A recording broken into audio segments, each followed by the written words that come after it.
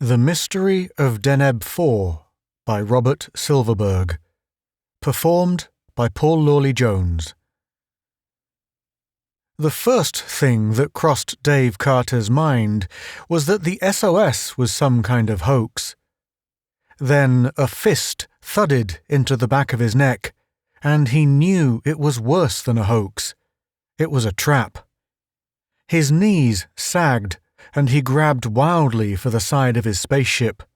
Steadying himself, he struck out with a fist. His unknown assailant grunted. Carter's eyes widened as he discovered he was fighting another Earthman, here on this alien world in the Deneb system. What the devil is this? Carter asked himself as his fist crashed into the other's stomach. They asked me to come rescue them, and then they jumped me from behind. The man was wearing the grey and gold uniform of the missing Vanguard expedition. He was a big, rangy spaceman. His eyes glittered with a cold menace that Carter had never seen in human eyes before. Carter reached back, grasped the rungs of the ladder behind him with both hands, and kicked out at the other. The man crumpled backward onto the ground. Carter ran over to him.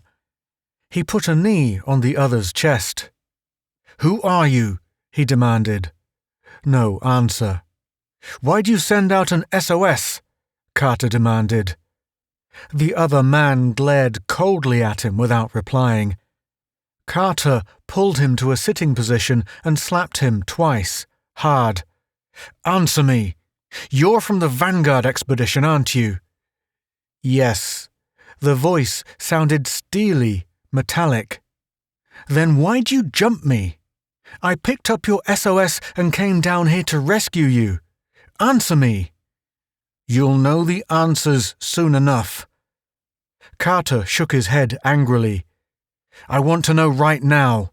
Where are the other members of the expedition?" "They are here. They are all safe." Pulling the other to his feet, Carter drew his blaster and said, "Suppose you take me to them, right now. I want some explanation of all this. Move." An hour before, Carter had been in space, traveling alone from the base hospital on Rigel 4 toward Ophiuchus 7. He expected to spend his period of convalescence there.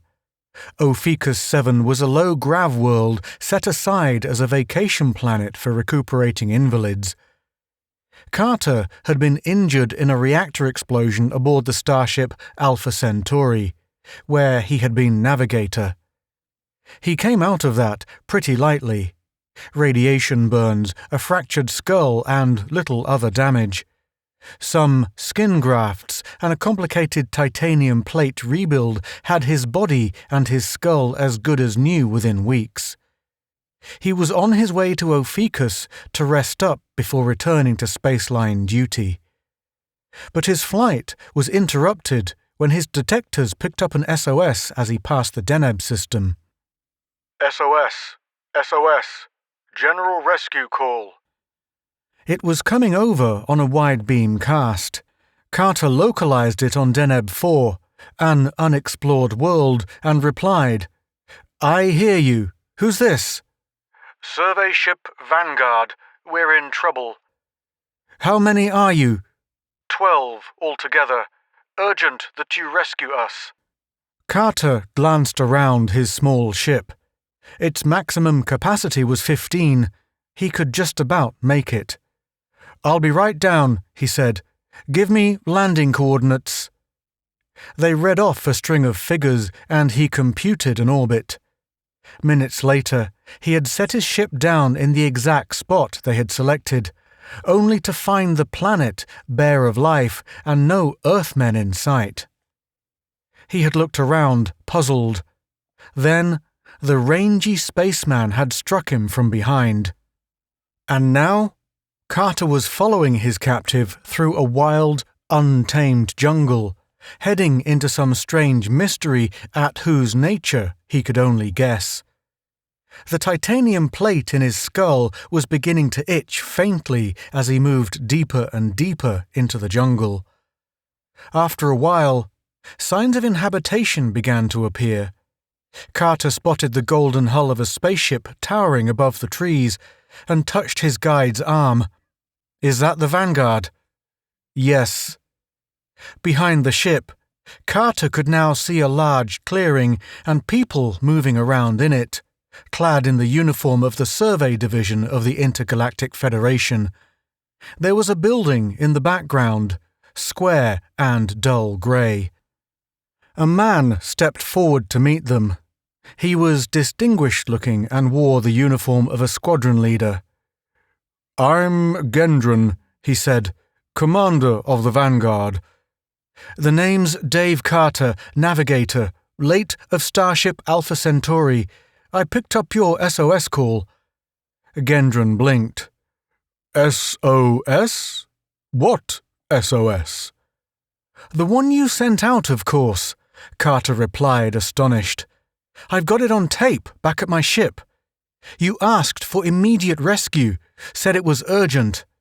I landed, and this man here attacked me. I managed to get him under control." Gendron looked mystified. "There's been some misunderstanding here. We're in no trouble whatever. In fact, we're doing splendidly. As you can see, we've erected our headquarters building, and we're settling about to map the planet according to instructions." Carter frowned. "What about this man here?" "You mean Sherman? I'm afraid I can't tell you." The squadron leader turned to Carter's captive. "Did you attack this man?" "No," Sherman said. "He jumped me first." "That's a lie," snapped Carter. "I came out of my ship to see where you people were, and he hit me from behind." Gendron glanced at him quizzically. "That's hard to believe. Sherman's one of my most reliable men. Lieutenant Carter, I'm inclined to doubt your entire story. Would you mind explaining yourself?" Carter began to feel a growing sense of exasperation. "Look," he said, "I was minding my own business when this SOS came in. I'm on leave now. I'm wasting my precious free time fooling with you people. So I picked up your SOS and I landed. Then this man hit me. That's all I can tell you." "I'm completely at a loss to clarify," said the squadron leader. "So far as I know, we sent out no SOS. We're in no danger here. We haven't even begun to complete our work. I'm sorry if we've caused you some inconvenience." Carter shook his head. "Maybe I'm going batty," he thought. "Maybe that blast aboard the Alpha C joggled my brains as well as cracked my skull. Maybe I didn't hear any SOS after all." "Okay," he said finally. "I'll go back to my ship and blast off. Forget the whole thing." "That might be the best idea," Gendron agreed. "Would you want Sherman to show you the way?" "I think I can find it myself," Carter said. He turned and headed out of the clearing, trying to convince himself that he still had a little of his sanity left. He moved about 3 steps. Then something struck him a ringing blow on the back of his head, and he toppled to the ground. Carter woke, feeling as if a mountain had fallen on him. His head ached miserably, his eyes wouldn't focus, his tongue felt thick and sandpapery. He tried to move his hands and discovered that he was securely bound. His arms were strapped together with what looked like leather thongs, and his ankles were tied as well. He was in a dark, windowless room, probably somewhere in the squat building in the clearing. He struggled to get his mind functioning again. All he could think of was the way his head hurt. Gendron had hit him from behind. That seemed to be the rule on this planet. After denying everything about the SOS, Gendron had clubbed him while he wasn't looking. It didn't figure. And there was that faint tickling in his skull, beside the raw pain of the bruise. He didn't understand that either. Carter sat up against the cold wall of the dark room and yanked at his bonds. They didn't give. He was trussed like a Christmas turkey. For what? Suddenly, he stopped moving and listened. Voices. They were speaking in the same cold, metallic tones the spaceman Sherman had used when Carter first landed. "I don't understand it," someone said. "He walked right through the control." "It was peculiar, all right. He came within the sphere of radiation, and it didn't have any effect at all. Gendron had to club him, or he would have gotten away." "We couldn't have that," the first voice said. "We need all the men we can get for the project." Project? What project? Carter asked himself. What the blazes is this, anyway? The voices stopped, leaving Carter alone in the darkness. Conjectures ran through his mind, none of them adding up to anything but the obvious fact that the survey squad of the Vanguard was up to something fishy. His head still throbbed, but not as badly as before. The itchy tickling still continued. It was almost as if someone were trying to enter his mind. He fought a desperate desire to break his bonds and rip open the front of his skull and scratch away the tickling before it drove him insane. If I'm not insane already, he thought grimly. A light flickered somewhere in the distance, and then the door of his cell opened. Someone came in. Carter blinked as light flooded in. It was a few moments before he could see. Gendron stood there. "I see you're awake, Lieutenant Carter." "Damned perceptive of you, Gendron. I'll bet you see I'm breathing, too." Gendron chuckled hollowly. "I've come to apologize for hitting you yesterday. It was a misunderstanding." "Oh? Like the phony SOS was a misunderstanding?" Gendron seemed to scowl. He turned and gestured to someone beyond Carter's view, and two more men entered the cell. "Well, how does it look?" one of them asked. "Not so good," said Gendron. "I don't think he's under control yet. I don't know how he can resist so well." "You sure he's still under his own will? How can you tell?" "He's belligerent," said Gendron. "He's the same as he was last night." "The Kethlani never fails," said one of the two men. "How could it go wrong?" Carter frowned. Apparently, they expected him to have been taken over by someone or something, and he hadn't been. "Sorry to disappoint you, Gendron. Your whatever it is just hasn't taken hold." "Very strange, Carter. We may have to kill you." "You know the Kethlani doesn't like to lose men," one of the others reminded Gendron. "We ought to do everything we can to bring him under control." Gendron nodded. "Untie his legs." One of the men bent and unwrapped the thongs. Immediately, Carter's foot lashed out in a vicious kick that sent the other away yelling. Gendron slapped Carter twice. Then he said, "That proves it. He's definitely not under control. Let's take him to the Kethlani." They shoved him roughly out of the room and down a long, winding corridor toward a distant door. As they pushed him along, Carter felt the itching inside his skull grow to fierce proportions until he could hardly bear it. The faces of his three captors became oddly peaceful, oddly emotionless as they drew near the door. Gendron stepped forward and threw a switch. The door slid upward. Carter looked in and saw the Kethlani.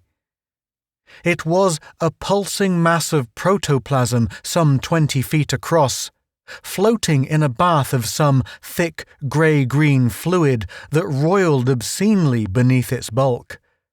A single great eye stared upward from the middle of the thing, and from the eye outward radiated corded blue bundles of nerve cells that formed a web running through the creature's legless body. Gendron and the other 2 men from the vanguard were standing as if frozen, staring down at the Kethlani. Carter grasped the railing that encircled the thing's pit and held on firmly. Beating waves of thought emanated from the Kethlani. I control you, Earthmen. I am your master. The thoughts washed up over Carter's brain with almost unbearable urgency. I am your master. You will obey me to the fullest. Carter glanced at the 3 men with him. Their eyes were glassy. They were caught in an unbreakable hypnotic current. You are my master, Gendron said slowly. The other 2 repeated the phrase, parrot-like. Carter stared down at the horror in the pit. Again, the wave of thought rolled up. I am your master, strange one. The force of the thing's mind overwhelmed him. He rocked dizzily but kept his balance. Now he knew what had happened, why Gendron had behaved as he did. The Vanguard had landed on unexplored Deneb 4, and the minds of its crew of 12 had been snared by the Kethlani. It had turned them into so many puppets. They had set a trap for him. Evidently, the Kethlani was greedy for minds, for some purpose of its own. Somehow, Carter had avoided the trap, had stayed free of the thing's control. Even now, at close range, he was able to resist the powerful hypnotic command. I am your master, came the statement a 4th time. I order you to kneel. Carter saw Gendron and the other 2 looking at him. Sweat burst out and ran down his face as he fought off the Kethlani's mental command. He resists, Gendron said, surprised. He resists the Kethlani. I order you to kneel. Kneel or be destroyed. Gendron began to draw forth his blaster. Carter grasped the rail more tightly, shuddering. There was only one thing to do. Keeping his mind shut tight against the creature's command, he knelt slowly and bowed his head. You are my master, Carter said, in slow, solemn tones. I will obey you. The Kethlani has won, Gendron exclaimed. He's under control. Rise, Earthman. Carter rose obediently and faced the creature in the pit. I am now your master. You will obey everything. You are my master now. I will obey everything. When they were in the corridor again, Gendron yanked the switch and the heavy metal door clanged down, shutting them off from the chamber of the Kethlani. The squadron leader turned to Carter, grinning. Well, now you're with us. How does it feel? Like being with the team again, Carter lied. Brief me on what's been going on here. There are about a dozen Kethlani on various worlds in this sector, 1 to a world. They've been that way for millions of years. It's an ancient and very wise race. And where do we fit in? We're busy building a thought generator, explained Gendron. The Kethlani wants to set up a linkage with its brothers, and it needs our help. I get it. It's a sort of thought amplifier. Right. The Kethlani shows us how to build it, but he can't do it himself. We're like his arms and legs. He works through us. It's a tremendous job. How far have you gotten? Just the framework, Gendron said. That's why we're sending out that wide beam SOS. We need all the extra hands we can get. You're the third one so far. Neat. Only it almost didn't work on me. I still don't understand that. You resisted incredibly well, but you couldn't stand up to the Kethlani face to face. No, Carter said. Of course not. Here we are, said Gendron. This is what we've done on the thought generator so far. He opened another door, and Carter saw a large room almost completely filled with a complex webwork of machinery. 6 Earthmen were working busily in the far corner, soldering delicate wires together and assembling an array of transistors. It's a long, slow, tough job, said Gendron. The Kethlani's guiding us every step of the way. And when it's finished? Then the 12 Kethlani will be in contact with each other. Then they'll blend their mental powers into one superbeing that will control the universe. Carter barely repressed a shudder. How wonderful, he forced himself to say. Yes, wonderful. Gendron slapped him on the back. I'm sorry we had to rough you up, Carter, but we had to get you under control. I understand. When are you going to show me what I can do here? Gendron looked at him peculiarly for a moment, and Carter realized he had blundered. Supposedly, all orders would be coming direct from the Kethlani.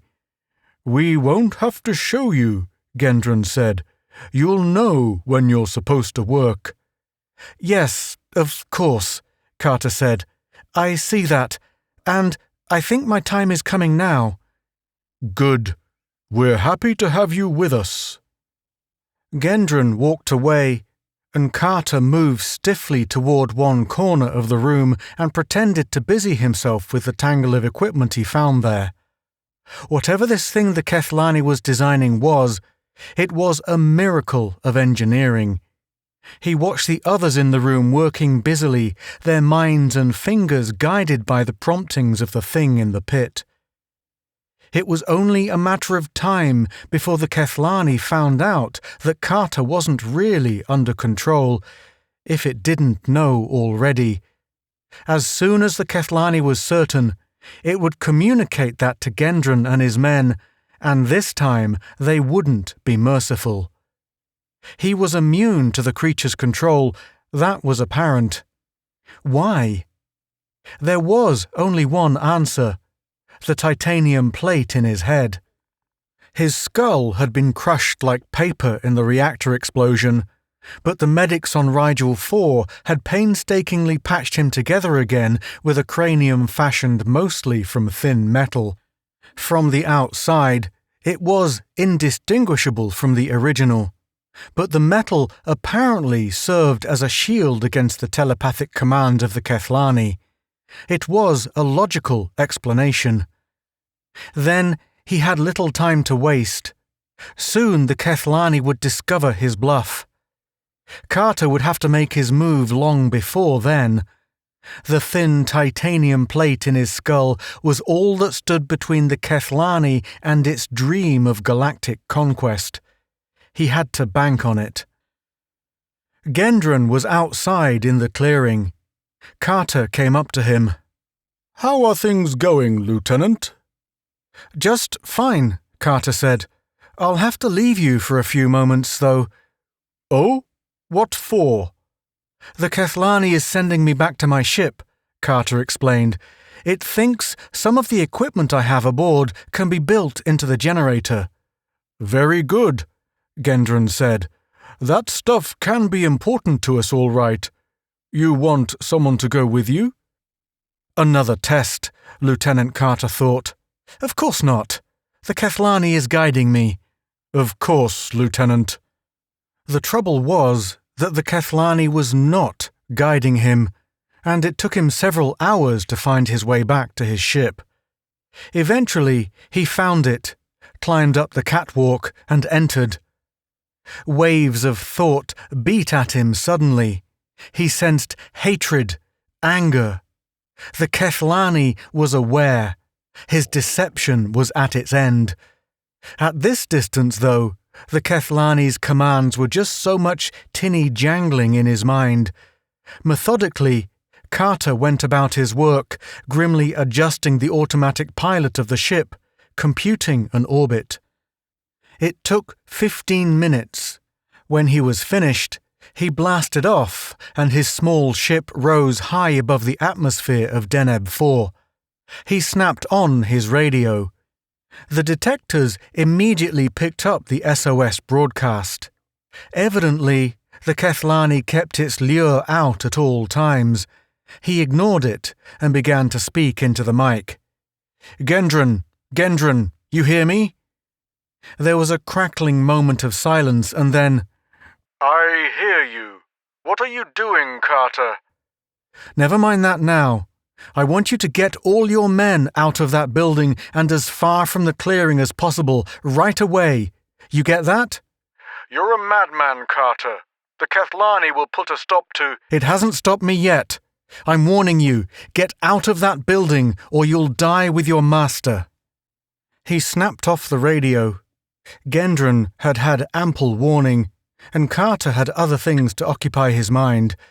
The little ship was reaching the top of its climb now, and soon it would be leveling out and plunging back down toward the surface of the planet below. The Kethlani's thoughts beat frantically at him. "Ground your ship. I am your master. I am—" "You'll be nothing in 5 minutes," Carter thought fiercely. His ship was moving downward now, back into Deneb 4's atmosphere. It was decelerating rapidly. At 10,000 miles, Carter cut in the automatic pilot and climbed into his ejection suit. Still, the ship plunged downward. 5,000 miles, 2,000. At 60,000 feet, Carter pressed the emergency ejection stud, and a giant cybernetic hand shoved him gently but firmly through the gaping hatch of his ship. He was swept away, off to one side, and drifted slowly the long distance to the ground. The bombardment of thought from the Kethlani became almost unbearable. The alien creature knew now that it was doomed. "Go ahead!" Carter yelled derisively. "Hypnotize my spaceship! Make it turn around!" He was still 20,000 feet from the ground when a bright flare of energy squirted forth as his ship roared into the building that housed the Kethlani. There was just a smoking pit in the ground when Carter got there. Everything had been totally destroyed by the crash. And, for the first time since his landing, Carter no longer felt the itching in his mind. The Kethlani was dead. He turned and saw a man approaching, dazed and smoke-blackened. It was Gendron. "Who are you?" Gendron asked uncertainly. "Where are my men? My ship?" "You're the only one left, Commander. The others didn't get away in time." Quickly, Carter explained to the dazed officer, who had no recollection of anything that had happened to him since entering the Kethlani's sphere of power. That's unbelievable," Gendron said. "It's all over now." Carter glanced upward. Something bright was circling the planet in a landing orbit. "What's that?" "It's a spaceship," Carter said. "Drawn in by your decoy SOS signal, only now it's the real thing. Will he see us? He'll see the smoke, Carter said. He'll rescue us. There'd be some delay now, he realized, before he got to Ophiuchus 7 for that vacation. In fact, he might never get there, he knew now. He had a big job ahead of him, and he was the only man in the universe qualified to do it. Him and his tin skull.